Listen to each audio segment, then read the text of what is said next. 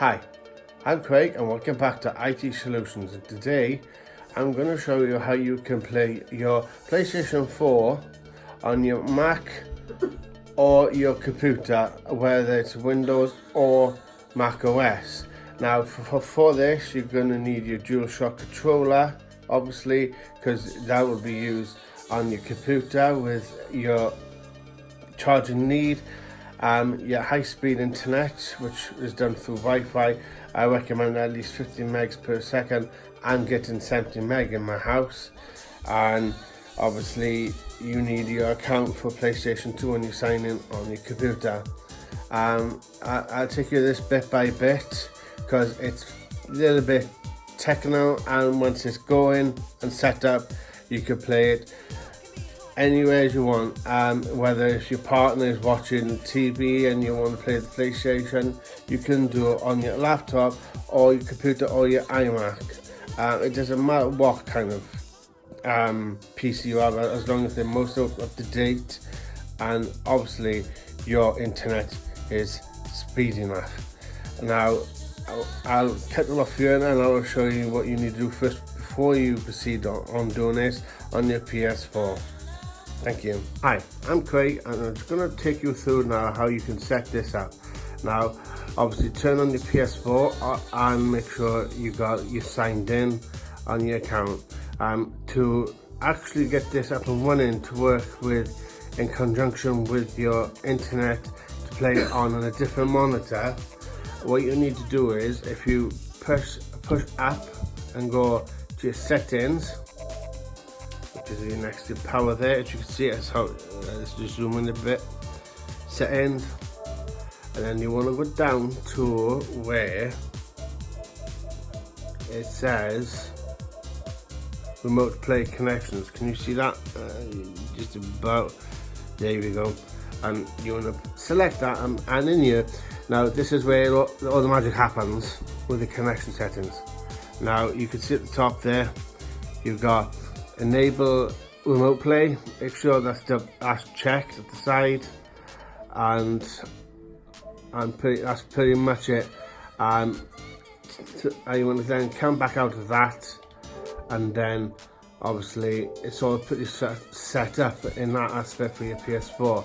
Now to play it on your computer or your Mac or whatever type of computer you have, I suggest obviously having one of these, which is your controller there. I've got two of these, so I've got one in the office, so if I'm doing any applications and I want to play the PS4, I can switch back and forth. But obviously you can either leave the PS4 on, or you can put it into rest mode, as you know. So it goes into rest mode.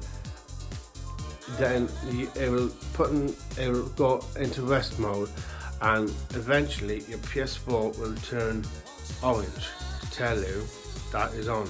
Now what I will say about this is that when your PS4 is gone into rest mode, do not turn it off by the power, because I learned from this myself. I pulled the power, and what happened was the PS4 detected the error in my hard drive, and luckily I was okay.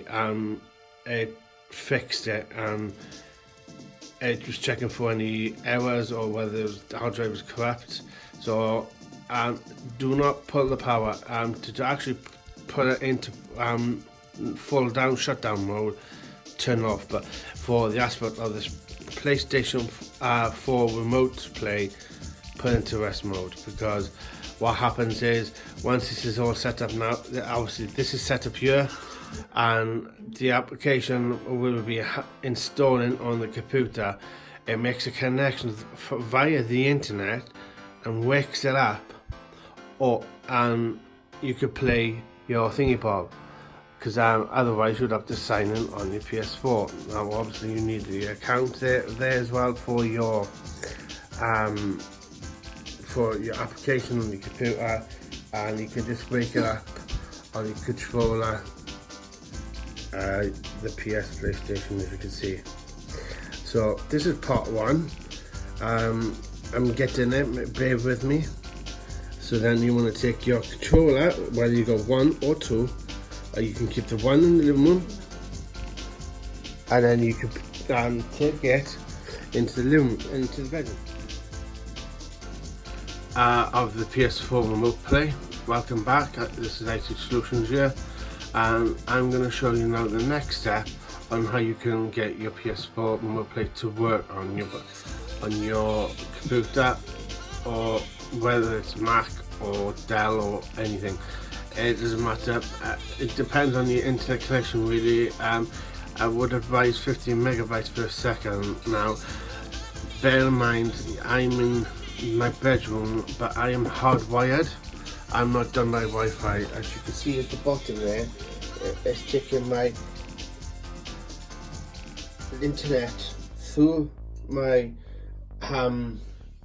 electric, in the house to here, and then it's taking it through the Ethernet to the Mac. And I suggest doing that because the speed I am getting is very good. As you can see, I'm getting 100 megabytes per second via the Ethernet on my Mac. I don't generally use Wi-Fi, but if the Ethernet breaks down, it's always a backup. But since I've long been here, since I've had the power lines just underneath there, they have been fabulous. Now I'm with BT Broadband, but they're not very good. They've actually dropped the speed, and I'm hoping to do a version in later on in the year. So further ado, let's get back into this. So I just close these windows down. As back to the PS4. Now what you need to do is you need to install the PS4 remote play from online. You don't do it from the App Store. Yeah, it's actually an application off the internet. But if you search for PS4 remote play,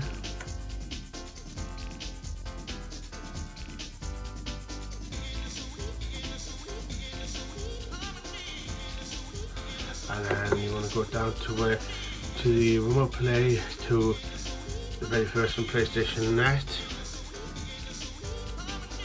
and this is it there. Now I've already got it installed, but you can either install the Windows PC one or the Mac. Now I don't think they do it for the Linux, but I'm pretty sure you should be able to just install the Mac version, because the Mac and the Linux version are almost pretty much the same. You should be alright, but I couldn't find one. But as long as you get your system requirements, which is for the PC, it was going to be Windows 10 or 8.1, or if it's for the Mac, you need the Mac OS High Sierra or the Mojave. You need at least 2 gig on the Mac of RAM, and as for the Windows PC, it's the same. So what you want to do is you want to install this. So for the purpose of this video, what I will quickly do, I will go and install it through applications and send it to the trash.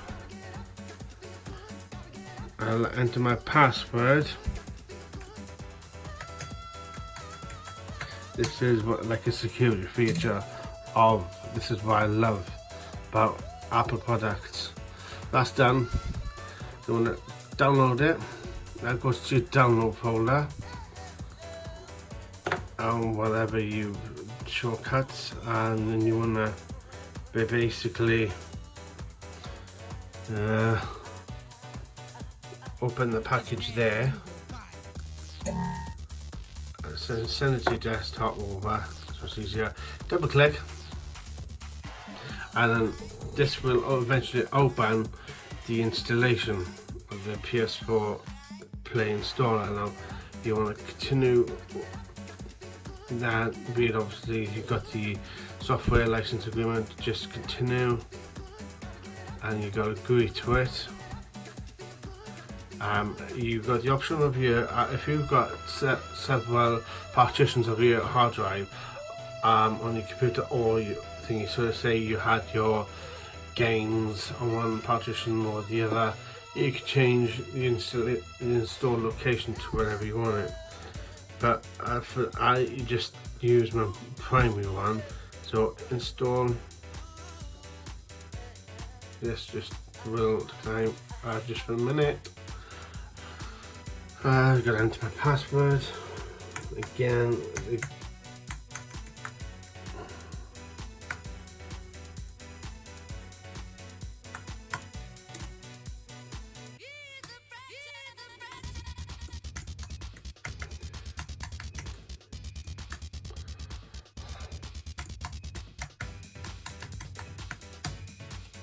There we go, it just validates it.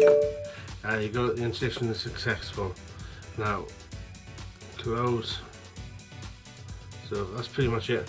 I've left my shortcut on the desktop so it's easier. You can just get rid of that. Add your installation package and then trash.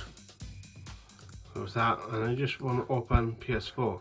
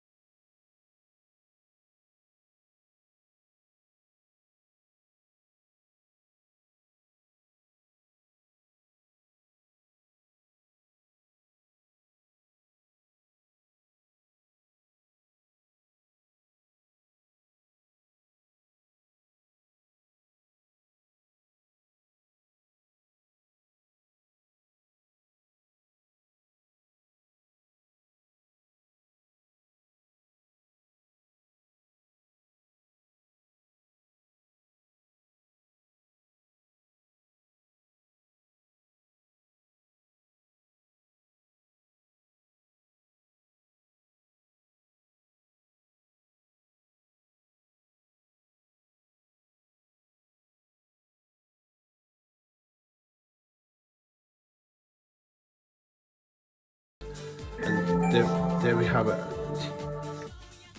Basically, that is the interface. If I just turn it that way, you can see the difference.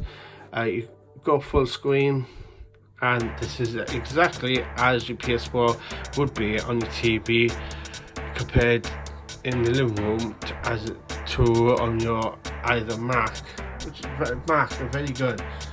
I've got the 21-inch here, and it's really good. Obviously it's bigger than that, and you can do it exactly the same, and you can just still control it by using the up-down bi-directional pads. Obviously, one thing I found out, you can't use Spotify. It comes up with, oh yes it does.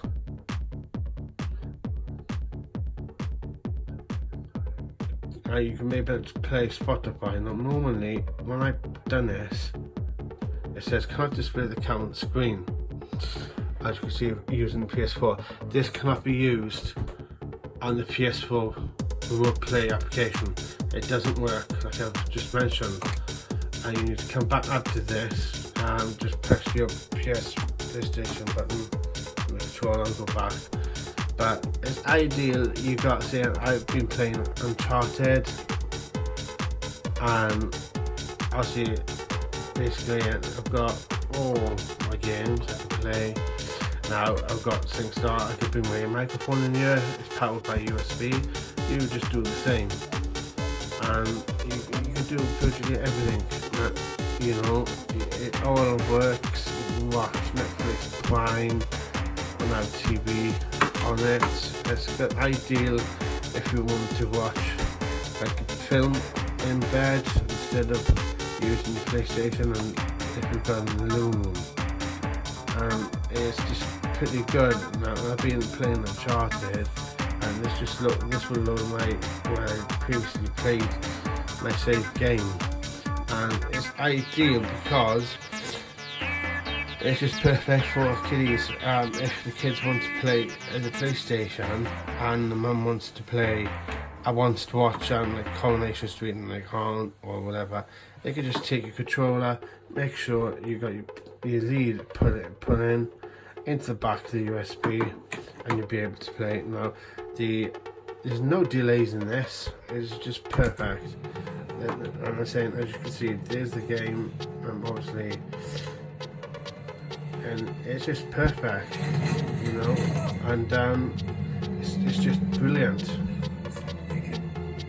And you know, there's no delay, you've got the full graphics, and probably even better than the telly. It depends on the telly you got, and I've got 4K telly, and it's just really brilliant, and you know, and it's just perfect.